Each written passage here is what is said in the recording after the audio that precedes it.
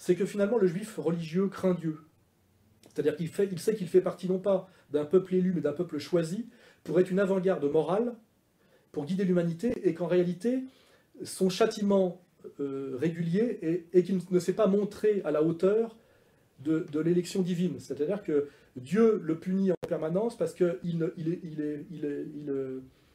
comment dirais-je, il ne se montre pas à la hauteur de l'élection. Et qu'en fait, le juif religieux est un type qui craint Dieu et qui se pose en permanence le problème de n'être pas au niveau. Voilà. Et alors que le juif laïque, celui qu'on subit toute la journée, juif laïque déjà ça ne veut rien dire, c'est un oxymore très malsain, lui se prend pour Dieu, c'est-à-dire qu'il se prend pour le peuple messie.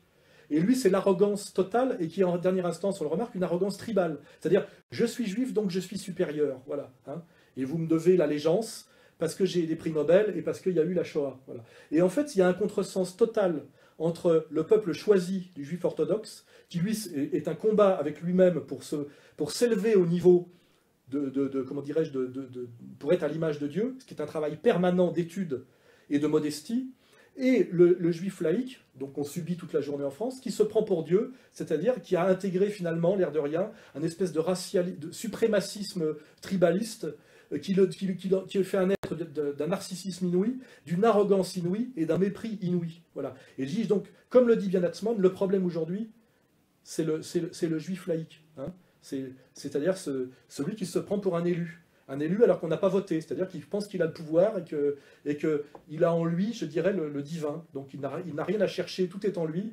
Hein, il a le doute, comment dirais-je, le doute grec, la saine utilisation du logos, le questionnement sur soi, le respect des autres ou même son rôle de guide moral. Tout ça a été perverti pour devenir un petit con arrogant.